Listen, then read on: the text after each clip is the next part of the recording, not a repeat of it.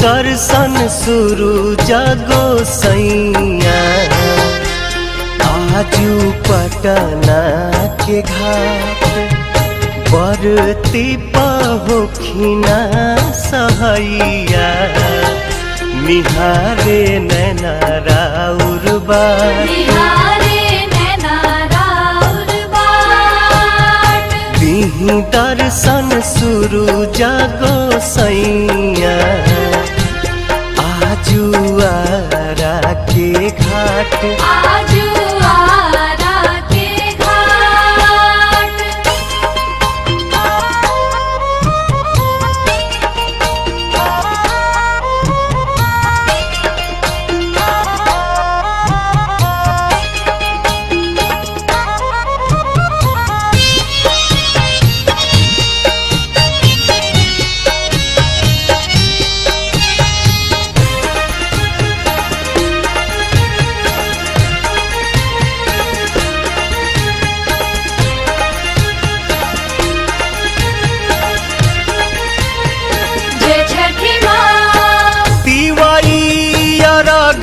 देवे अली गंगा घाटिया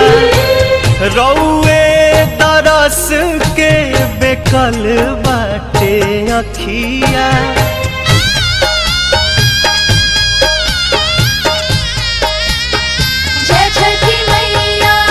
पीवाइया रघ देवे अली गंगा घाटिया रौए दरस के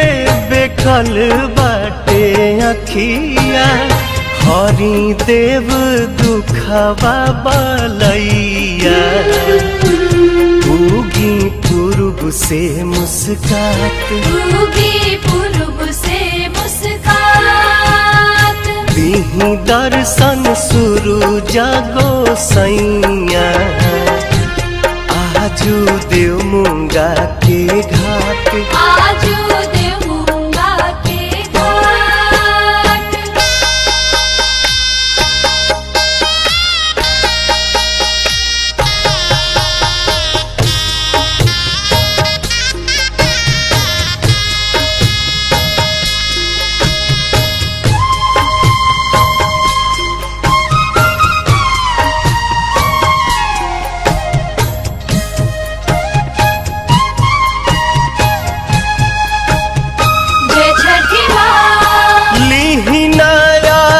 आदित्य दीही आशीर्वाद जी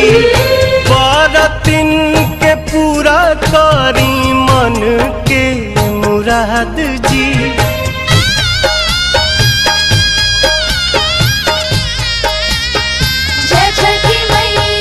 लीहिना रघ आदित्य दीही आशीर्वाद जी बरतिन के पूरा करी मन के मुराद जी पवन गोविंद परेले पैया दर्शन दीही साक छात दीही दर्शन शुरू जागो सैया